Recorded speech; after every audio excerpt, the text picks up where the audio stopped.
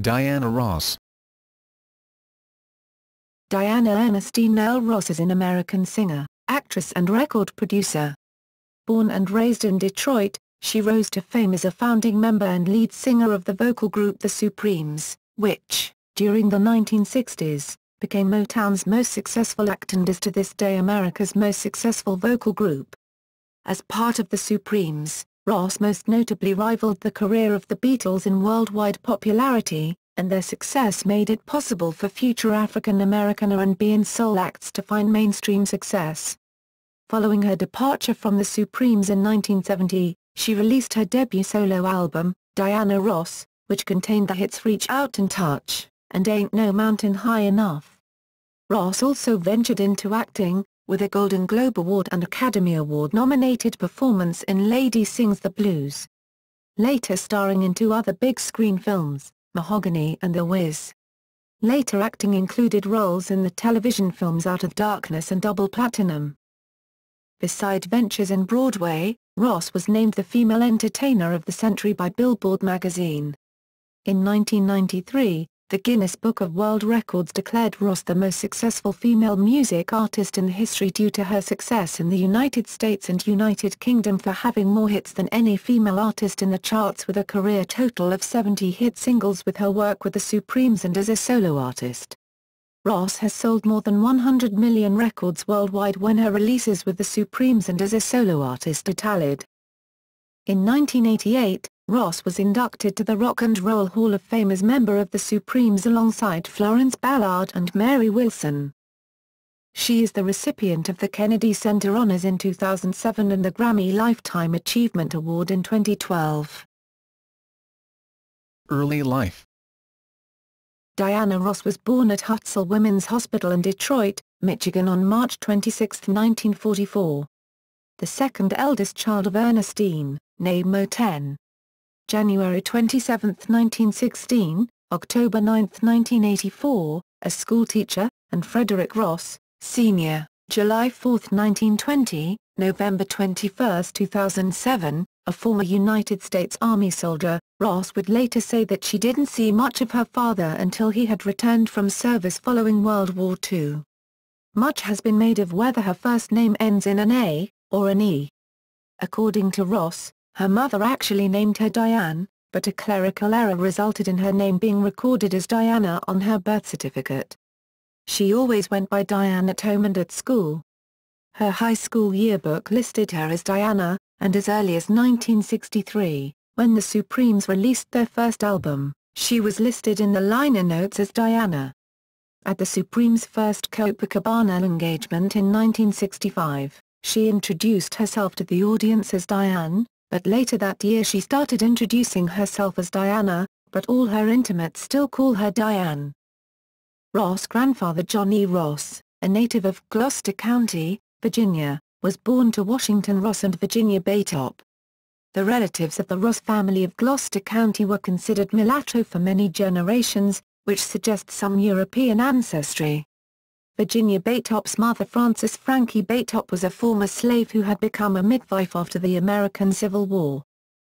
Ross and her family originally lived at Belmont Road in the North End section of Detroit, near Highland Park, Michigan, where she was neighbors with Smokey Robinson, who first met Ross when she was 8. On Diana's 14th birthday in 1958, the Ross family relocated to the Brewster Douglass housing project, settling at St. Antoine Street. Unlike what would later be written about in Supremes and Diana Ross biographies, Ross and her family grew up comfortably among the street's working-class residents.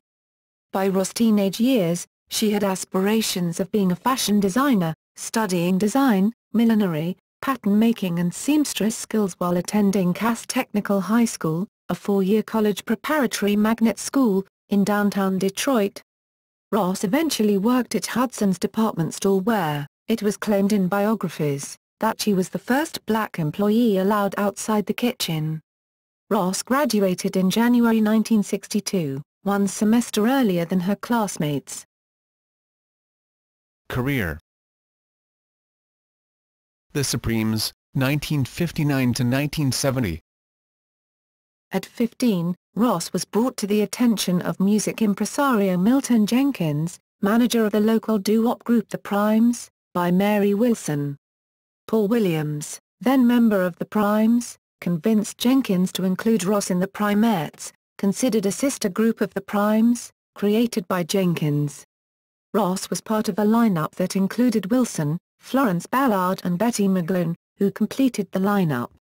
In 1960, following their win at a singing contest in Windsor, Ontario, Canada, which featured Ross singing lead on their version of the Drifters' hit song, There Goes My Baby, the group auditioned for Motown Records, following an initial audition for Ross' former boyfriend and future Motown vice president, Smokey Robinson, after which, Robinson borrowed the Primettes guitarist, Marv Tarplin, for a 6-week Miracles tour that lasted, according to Ross' 1993 autobiography, for the next 30 years.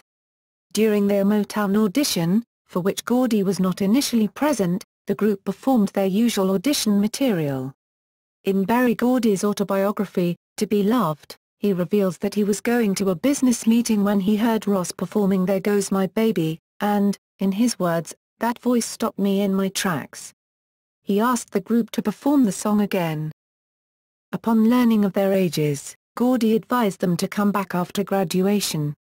Undeterred, Ross brought the quartet to Motown's Hitsville, USA headquarters daily, offering to provide extra help for Motown's recordings, often including hand claps and background vocals.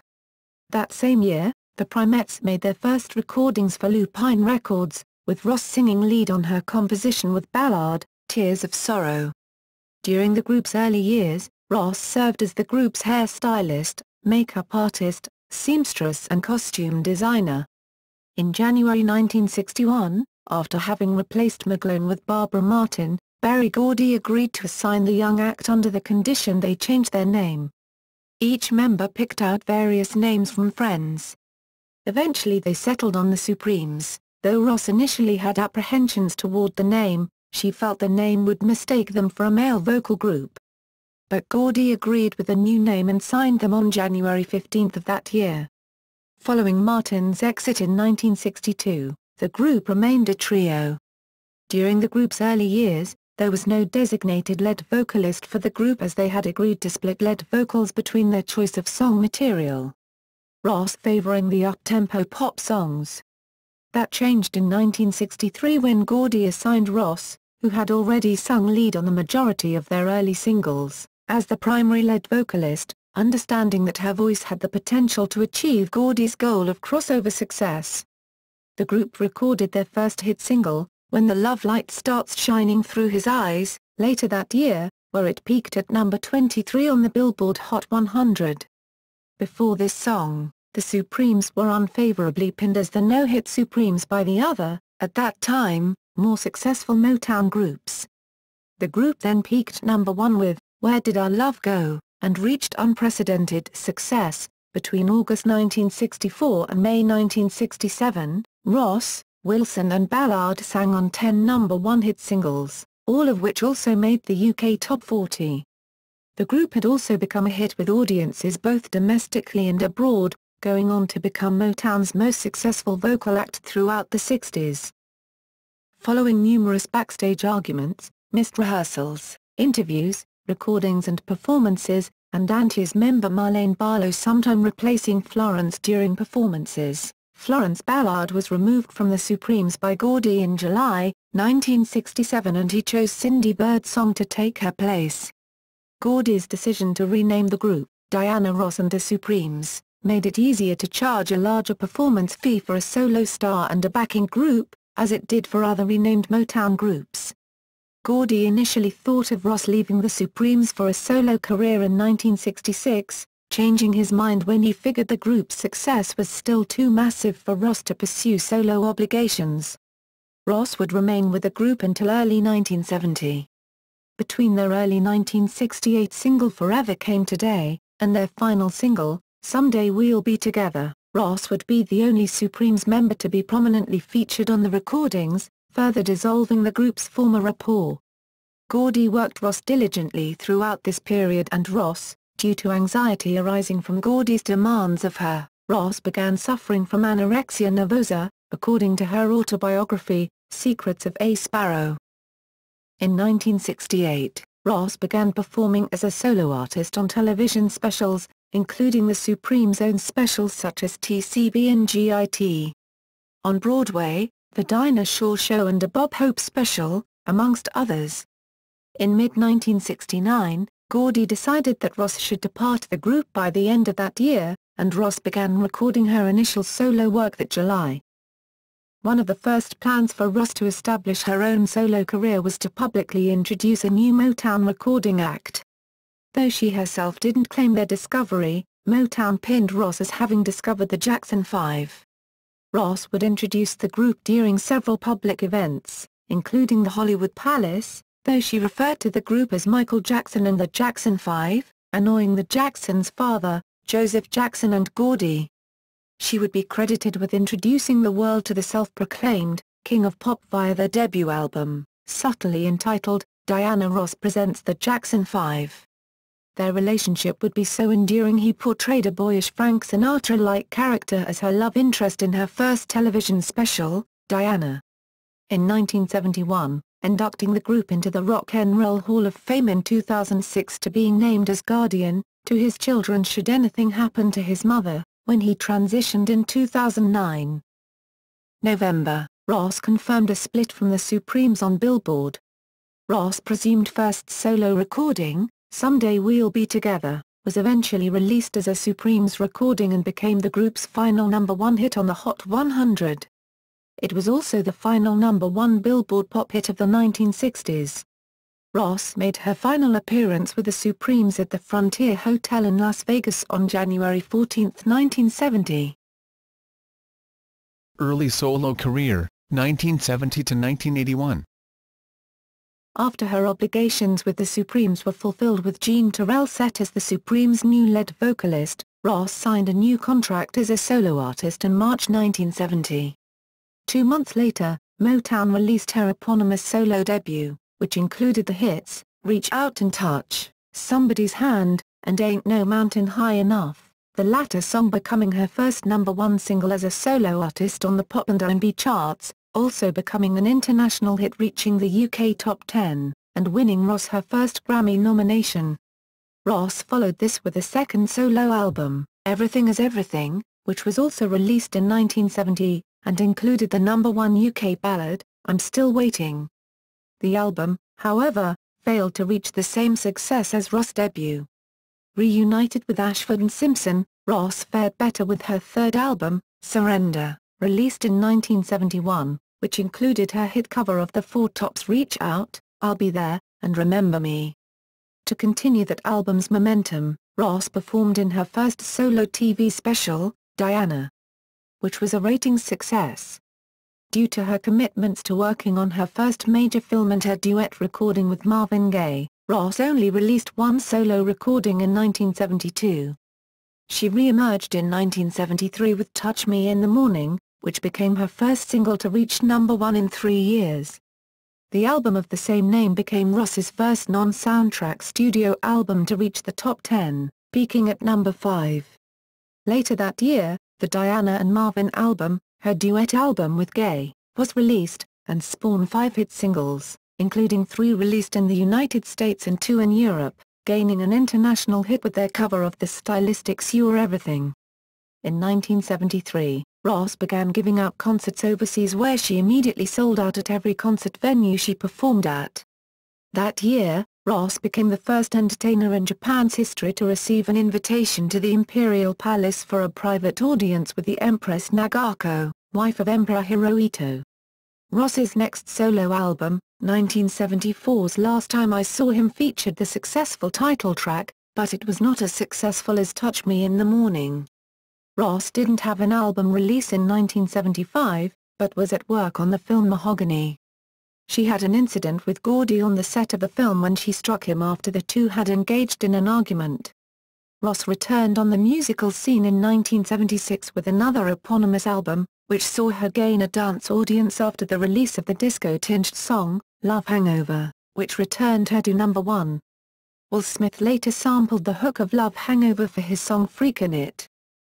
Ross's 1977 album Baby It's Me, produced by Richard Perry, peaked at number 18/07 on the Billboard Top 200 and R&B album chart respectively, driven primarily by 3 successful adult contemporary singles. Ross decided to try her hand at Broadway, and in 1977 she starred in her own one-woman show entitled An Evening with Diana Ross. Her performance resulted in her winning a Tony Award, and a television special of the Broadway show was later aired on TV. 1978 saw the release of the album Ross, which didn't fare well on the charts. In 1979, Ross achieved her first gold-selling album in 3 years with The Boss, the first album since Surrender to be formally produced by Ashford and Simpson, who had by then left Motown to have a successful singing career. Initially, Ross had been set to work on an album with Rick James. James would later confirm that the song, I'm a Sucker for Your Love, was originally a duet between himself and Ross, but James changed his mind after Motown only wanted him to produce a couple of songs on her album instead of a whole project. James passed on the song and some others on Tiana Marie's debut album. The recording of The Boss somewhat further deteriorated Ross's relationship with Gordy, as he was not completely happy with the finished product and refused to receive credit as executive producer. Nevertheless, the single The Boss gave Ross her first U.S. top 20 hit in 3 years. Since 1976's Love Hangover. After catching the group Chic at a concert where she attended with her daughters, Ross requested from band members Nile Rodgers and Bernard Edwards to work with them in New York for her next album. They agreed, and in 1980 Motown released Ross's album Diana. It became her highest-charting solo album and her most successful of all her solo albums. It featured the hits Upside Down, her first song to reach number 1 in 4 years. I'm Coming Out, later sampled for Mo Money, Mo Problems, and My Old Piano, a top 5 UK hit. This would be Ross's final studio album under her Motown contract. She would later work on 4 songs to complete her contractual obligations for the compilation album, To Love Again, which would be released in May 1981. Though Ross had sought to leave Motown in 1980 shortly after the release of Diana, she discovered, just as she was planning to leave Motown, that she only had up to $150,000 in her name despite helping Motown to earn millions of dollars with her recordings in the 20 years she had been signed to the label. Upon learning she was a free agent, several labels offered deals. Eventually, Ross would settle on a $20 million deal with RCA Records. Before signing, however, Berry Gordy called her begging her to not leave Motown.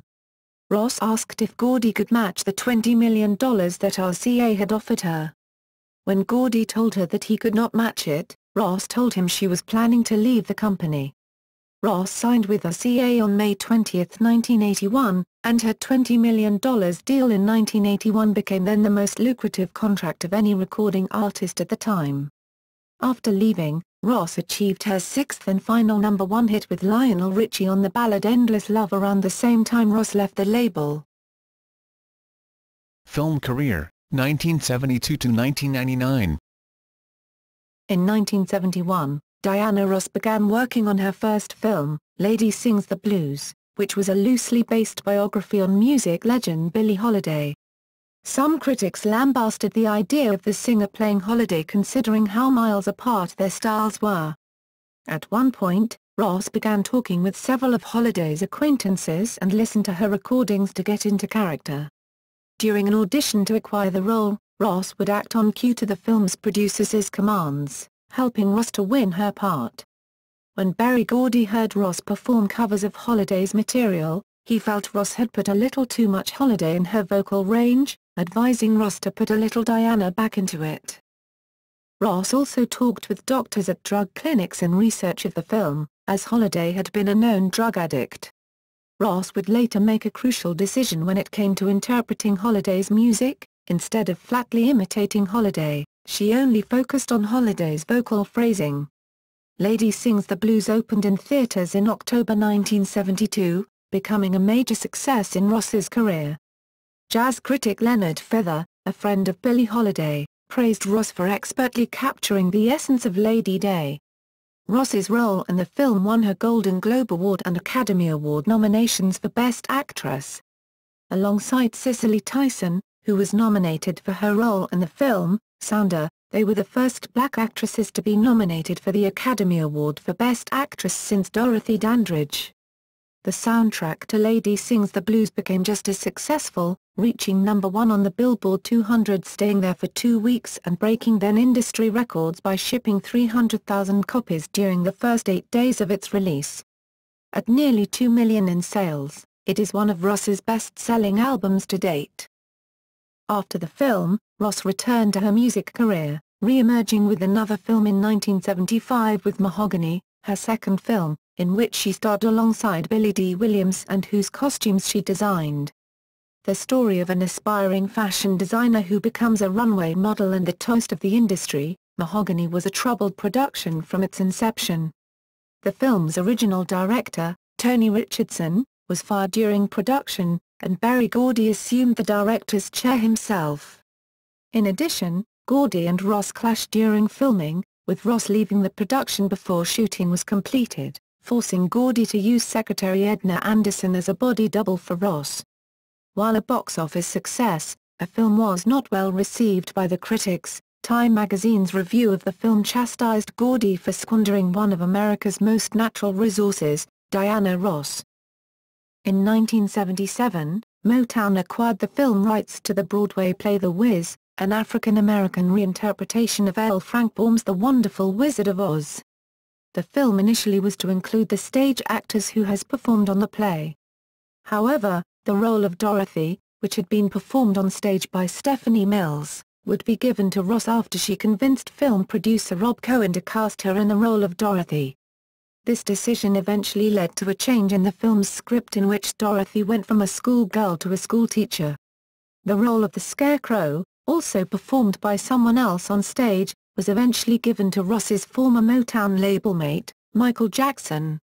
The film adaptation of The Wiz had been a $24 million production, but upon its October 1978 release, it earned only $21,049,053 at the box office. Though pre-release television broadcast rights had been sold to CBS for over $10 million, the film produced a net loss of $10.4 million for Motown and Universal. At the time, it was the most expensive film musical ever made. The film's failure ended Ross's short career on the big screen and contributed to the Hollywood studios' reluctance to produce the all-black film projects which had become popular during the blaxploitation era of the early to mid-1970s for several years. The Wiz was Ross's final film for Motown. Ross had success with movie-themed songs. While her version of Holiday's Good Morning Heartache only performed modestly well in early 1973, her recording of theme from Mahogany, Do You Know Where You're Going To?, gave Ross her third #1 hit, in late 1975. 3 years later, Ross and Michael Jackson had a modest dance hit with their recording of Ease On Down the Road. Their second duet, actually as part of the ensemble of The Wiz, Brand New Day, found some success overseas. Ross scored a top 10 hit in late 1980 with a theme song to the 1980 film It's My Turn. The following year, she collaborated with former Commodores singer-songwriter Lionel Richie on the theme song for the film Endless Love. The Academy Award-nominated title single became her final hit on Motown Records, and the #1 record of the year. Several years later, in 1988, Ross recorded the theme song to The Land Before Time. If We Hold On Together became an international hit, reaching #1 in Japan. Ross would be given movie offers over the years, which she reportedly rejected because of either contractual obligations or fears of typecasting. Ross had campaigned to portray pioneering entertainer Josephine Baker in a feature film even during her later years in Motown. However, in 1991, a feature film turned into a TV film with Lynn Whitfield playing Baker instead of Ross. Ross was also offered a role in an early adaptation of The Bodyguard with Ryan O'Neal. However, plans for this film fell through and it was never made. Years later, the script began circulation around Hollywood again, and this time a film studio gave it the green light. Whitney Houston and Kevin Costner assumed the lead roles in the 1992 film. In 1993, Ross returned to acting with a dramatic role in the television film, Out of Darkness. Ross won acclaim for her role in the TV movie and earned her third Golden Globe nomination, although she did not win. In 1999, she and Brandy Norwood co-starred in the television movie, Double Platinum, which was aired prior to the release of Ross's album, Every Day is a New Day. Continued solo career and development, 1981 to 1999. In October 1981, Ross released her first RCA album, Why Do Fools Fall in Love? The album sold over 1 million copies and featured hit singles such as her remake of the classic hit of the same name and Mirror Mirror.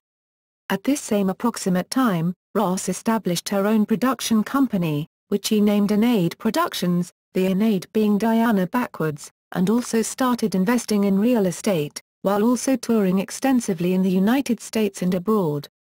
Before the release of Why Do Fools Fall in Love, Ross hosted her first TV special in 4 years, featuring Michael Jackson in the special.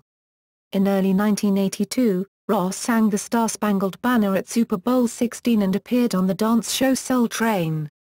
The program devoted a full episode to her, and Ross performed several songs from the Why Do Fools Fall in Love album. In 1982, she followed up the success of Why Do Fools Fall in Love with Silk Electric, which featured a selection of Michael Jackson's authorship, composition, and music production, Muscles, resulting in another top 10 success for Ross. The album eventually went gold under the strength of that song. In 1983, Ross ventured further out of her earlier soul-based sound for a more pop-rock-oriented sound following the release of the Ross album. Though the album featured the hit single, Pieces of Ice, which music video garnered heavy rotation on video channel stations, except on MTV, the Ross album failed to generate any more hits and failed to go gold, dropping out of the charts as quickly as it entered. On July 21, 1983, Ross performed a concert in Central Park for a taped Showtime special. Proceeds of the concert would be donated to build a playground in the singer's name. Midway through the beginning of the show, a torrential downpour occurred. Ross tried to keep on performing, but the severe weather required that the show be stopped. Ross urged the large crowd to exit the venue safely, promising to perform the next day. The second concert held the very next day was without rain. The funds for the playground were to be derived from sales of different items at the concert. However, all profits earned from the first concert were spent on the second. When the mainstream media discovered the exorbitant costs of the two concerts, Ross faced criticism and poor publicity. Although her representatives originally refused to pay anything for the proposed playground, Ross herself later paid, out of pocket, the $250,000 required to build a park. The Diana Ross Playground was finally built 3 years later. The Diana Ross Playground at 83rd and Central Park West is a beautiful assortment of wood structures and classic outdoor children's gym obstacles, making it a lovely addition to the park. In 1984, Ross's career spiked yet again with the release of the million-selling Swept Away. This featured a duet with Julio Iglesias, All of You, which was featured on both the albums they had then released, his 1100 Bel Air plays as well as her Swept Away. It and the title selection both became international hits, as did the chart-topping ballad, Missing You, which was a tribute to Marvin Gaye, who had died earlier that year after the moving poignant music video made a rare premiere on that year's American Music Awards show. Swept Away proved to be a major success, garnering platinum-level sales. Her 1985 album, Eaten Alive, found major success overseas with the title track and Chain Reaction, although neither of the songs became the best-sellers she was once accustomed to in America. Both songs had strong music videos that propelled the tracks to success. The Eaten Alive video was patterned after 1960s horror film, The Island of Dr. Moreau, while the Chain Reaction music video saluted the 1960s American bandstand. Experience, the third international singles video, reignited the Eaten Alive romantic storyline with Diana and American actor, Joseph Gian. The track, Eaten Alive, a collaboration with Barry Gibb and Michael Jackson, became a top 20 seller across Europe, underscoring that she and Michael were bigger international stars. The Barry Gibb-produced album garnered an international #1 in Chain Reaction, and a top 20 selling album. Earlier in 1985, she appeared as part of the supergroup USA for Africa on the We Are the World charity single, which sold over 20 million copies worldwide. Ross's 1987 follow-up to Eaten Alive, Red Hot Rhythm and Blues, found less success than the prior album. However, the accompanying acclaimed television special was nominated for several Emmys. In 1988, Ross chose to not renew her RCA contract. Around this same time, Ross had been in talks with her former mentor Berry Gordy to return to Motown. When she learned of Gordy's plans to sell Motown, Ross tried advising him against the decision, though he sold it to MCA Records in 1988. The first and only single, If We Hold On Together, theme song from the Steven Spielberg animated film, The Land Before Time, became a huge #1 international single in Japan and currently ranks as the 24th best-selling international single of all time in Japan. Following this decision, Gordy offered Ross a new contract to return to Motown with the condition that she have shares in the company as a part owner. Ross accepted the offer. Despite its heavy promotion, Diana's next album, Workin' Overtime, was a critical and commercial failure. Subsequent follow-ups such as The Force Behind the Power, 1991, Take Me Higher, 1995, and Every Day Is a New Day, 1999, produced similarly disappointing sales. Ross had more success overseas with the albums than she did in America. The Force Behind the Power sparked an international comeback of sorts, when the album went double platinum in the UK, led by the #2 UK hit single, When You Tell Me That You Love Me. Ross would see the album perform successfully across Europe to Japan as The Force Behind the Power went gold there. That single would be a Lucky Charm when a duet version with Irish group Westlife also hit #2 in the UK. In 2005, the album produced an astounding 9 singles across international territories, including another top 10, One Shining Moment. Ross had success in international markets through 1994, when One Woman, a career retrospective compilation, would become #1 in the UK, selling quadruple platinum in the UK. That album did well across Europe and in the Anglosphere. She would sell aggressively in international markets from 1991-94. Ross performed during the pre-match entertainment of the 1995 Rugby League World Cup final at Wembley Stadium. On January 28, 1996, she performed the half-time show at Super Bowl XXX.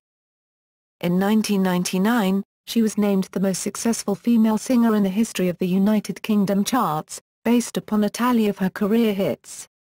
Madonna would eventually succeed Ross as the most successful female artist in the UK. Later that year, Ross presented at the 1999 MTV Video Music Awards in September of the year and shocked the audience by touching rapper Lil' Kim's exposed breast, pasty-covered nipple, amazed at the young rapper's brashness. Supremes Reunions, Return to Love, 2002 solo tour. Ross reunited with Mary Wilson first in 1976 to attend the funeral service of Florence Ballard, who had died in February of that year. In March 1983, Ross agreed to reunite with Wilson and Cindy Birdsong for the television special Motown 25, Yesterday, Today, Forever.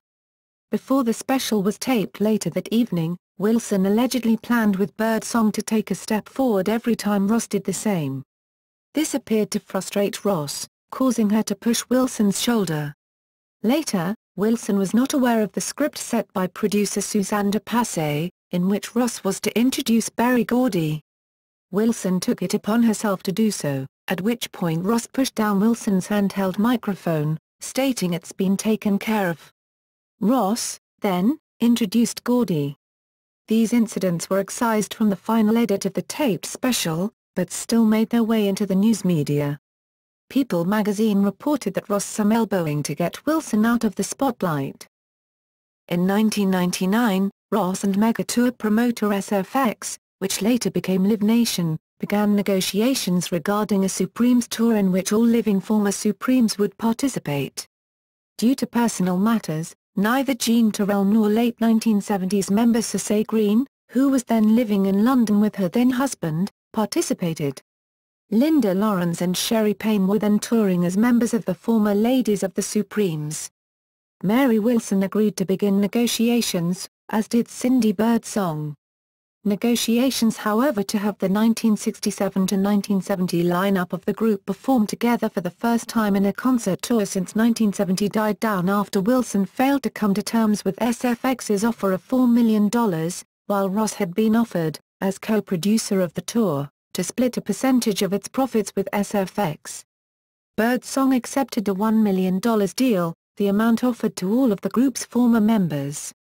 Wilson eventually decided against the tour and Birdsong reluctantly dropped out, causing SFX to hire Payne and Lawrence to sing with Ross on the tour.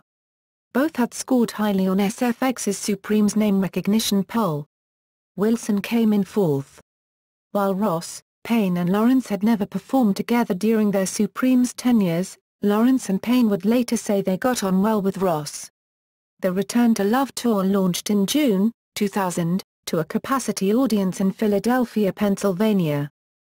In 2002, Ross entered rehabilitation in May, launched and cancelled a North America solo tour, and was arrested for a DUI in December. Ross cancelled the remaining dates of her summer concert tour of the United States and Canada 2 months after entering Drug and Alcohol Rehabilitation Center Promises, in Malibu, California in May to clear up some personal issues. No reason was given for halting the 10-city North American tour, which began in April at New York's Westbury Music Fair. The 58-year-old singer performed gigs in Boston, Massachusetts and Ontario, Canada before her spokeswoman confirmed reports she had cancelled the rest of the dates. Later career, 2004–present. In 2002, after spending 2 years away from the spotlight and after a stint in jail for committing a DUI, Ross returned to live touring, first in Europe and then in the United States, all within the same year. In 2005, she participated in Rod Stewart's Thanks for the Memory, The Great American Songbook, Volume 4, recording a duet version of the Gershwin's standard, I've Got a Crush on You. The song was released as promotion for the album and later reached number 19 on the Billboard's Hot Adult Contemporary chart, marking her first Billboard chart entry since 2000. Ross was featured in another hit duet, this time with Westlife, on a cover of Ross' 1991 hit, When You Tell Me You Love Me, which repeated the same chart success of the original just 14 years before. In June 2006, Universal released Ross' shelved 1972 Blue album. It peaked at number 2 on Billboard's Jazz Albums chart. Later in 2006, Ross released her first studio album in 7 years with I Love You. It would be released on EMI Manhattan Records in the United States in January 2007. EMI Inside later reported the album has sold more than 622,000 copies worldwide. Ross later ventured on a world tour to promote I Love You, which garnered rave reviews. In 2007, she was honored twice, first with the Lifetime Achievement Award at the BET Awards and later was one of the honorees at the Kennedy Center Honors. In 2010, Ross embarked on her first headlining tour in 3 years titled The More Today Than Yesterday, The Greatest Hits Tour. She dedicated the entire concert tour to her late friend, Michael Jackson, who died in June 2009. Ross has garnered critical success as well as commercial success from the now 2-year tour. In February 2012, Diana Ross received her first ever Grammy Award, for Lifetime Achievement, and announced the nominees for the Album of the Year. In May, a DVD of Ross Central Park concert performances, For One and For All, was released and featured commentary from Steve Binder, who directed the special. On November 6, 2012, Ross performed for a crowd in India for Naomi Campbell's then-billionaire boyfriend, Vladimir Doronins, at his 50th birthday, earning $500,000 for the performance. Following her final stage exit, Ross tripped and broke her ankle. A month later, on December 9, Ross performed as the marquee and headlining performer at the White House-hosted Christmas in Washington charity concert, where she performed, in a leg cast, for President Barack Obama, America's first African American president, during his second term. The event was later broadcast as an annual special on TNT. Diana continues to tour as of 2013 and recently completed a 2013 South American tour, a multi-city U.S. late summer tour which launched August 2 in Los Angeles through September 13 in Dallas. Several dates were sellouts. Personal life. In 1965, Ross became romantically involved with Motown CEO Berry Gordy. The relationship, reportedly, lasted several years, resulting in the birth of Ross' eldest child, Rhonda Suzanne Silberstein, in August 1971. 2 months into her pregnancy with Rhonda, in January 1971, Ross married music executive Robert Ellis Silberstein, who chose to raise Rhonda as his own daughter. With Silberstein, Ross had 2 daughters, Tracy Joy and Chutney Lane Silberstein, born in 1972 and 1975, respectively. Ross and Silberstein divorced in 1977, and Ross relocated to New York City in the early 1980s, after living in Los Angeles since Motown relocated to the area in the early 1970s. Ross met her second husband, Norwegian billionaire shipping magnate Om Ness, Jr. in 1985 and married him the following year, later having boys Rossan and Evan Olav. They divorced in 2000. Ross considers Ness the love of her life. Ness was later killed in a South African mountain climbing accident in 2004. Ross was arrested for DUI on December 30, 2002 in Tucson, Arizona, while undergoing substance abuse treatment at a local rehabilitation facility. She later served a 2-day sentence near her Connecticut estate. Ross is a grandmother of 2. Her daughter Rhonda gave birth to a son, Rafe Enoch Emmanuel Kendrick, in August 2009. In September 2012, daughter Chutney gave birth to daughter Calloway Lane. Legacy. Ross has influenced many artists including Michael Jackson, Beyoncé, Janet Jackson, Whitney Houston, Mariah Carey, Kelly Rowland, Lil' Kim, Solange, Taylor Swift, Ashley Tisdale, Madonna, Katy Perry, Fergie, Jennifer Lopez, Mary J. Blige, Leona Lewis, RuPaul, Rihanna and Nicole Scherzinger. As a member of the Supremes, Ross helped influence other African American women who have succeeded the Supremes in popular music, such as the 3 Degrees, The Emotions, the Pointer Sisters, En Vogue, TLC, Destiny's Child and Cleopatra.